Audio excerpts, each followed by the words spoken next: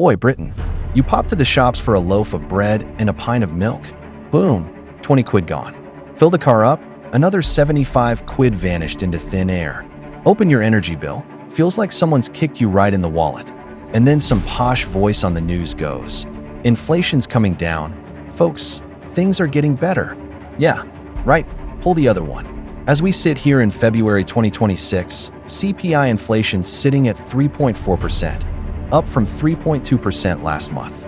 Food's still climbing at around 4.5%, booze and fags at 5.2%, and don't get me started on your train fare or flight home for Christmas. Today I'm breaking it all down.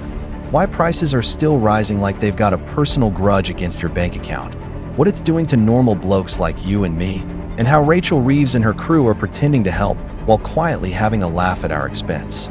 Grab a cuppa or something stronger. This one's gonna sting. Rent is too expensive now. I can't afford it. What's actually happening with inflation right now? Right, quick reality check. Inflation's basically the fancy word for everything costs more than it bloody did last year. The Bank of England wants it at 2%.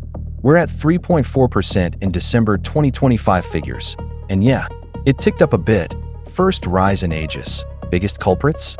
Alcohol and tobacco jumped because of duty timing. Thanks for that early Christmas present, Chancellor. Airfares and trains went mental over the festive season. Food's still up. Bread, cereals, your Sunday roast ingredients, all dearer. But here's the cheeky bit the papers love. The bank and the OBR reckon it'll drop sharply come April 2026.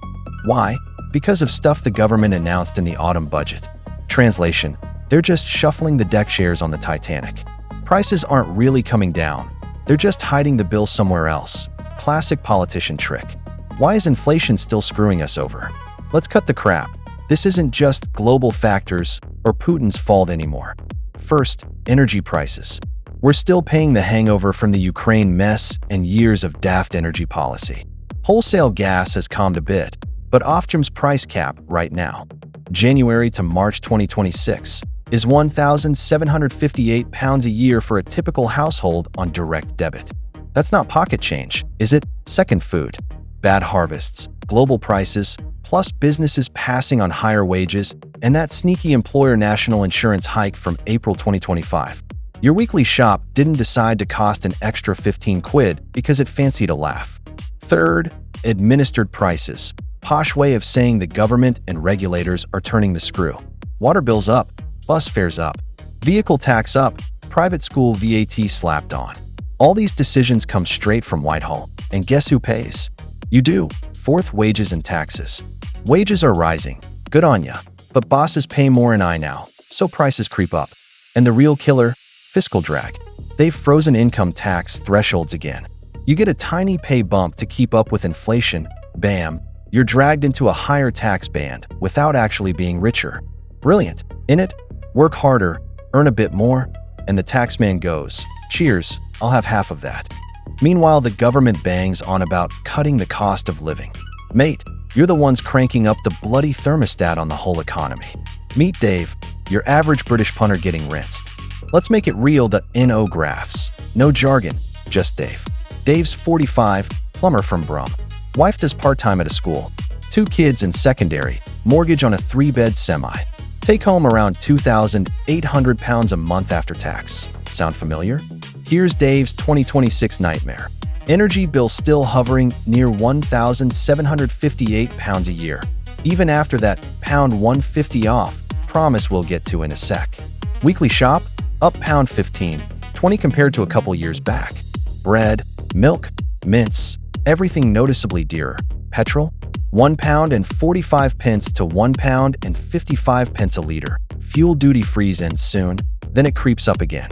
Council tax, up as always. Mortgage or rent. If renting, private rent's still climbing 6 to 8% in loads of places.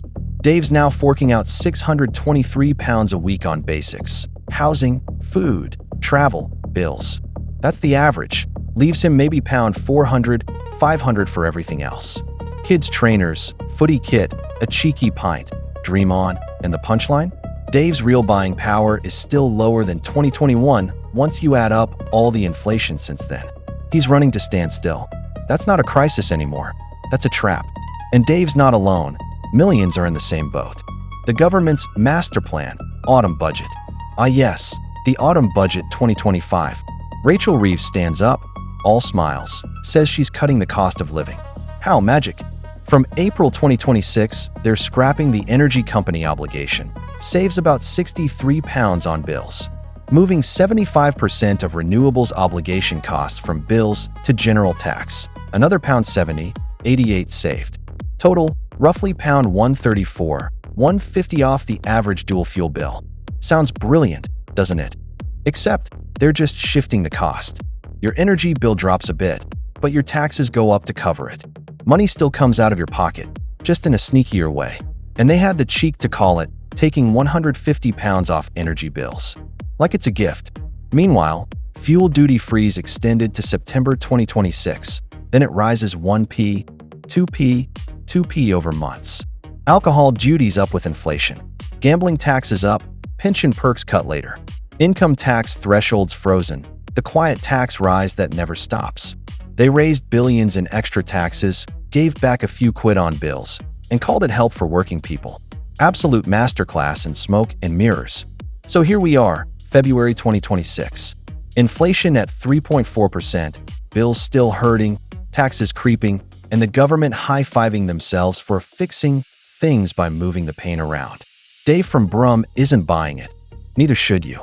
Truth is, inflation's sticky because of global shocks, dodgy decisions, and politicians who'd rather juggle numbers than admit how bad it is.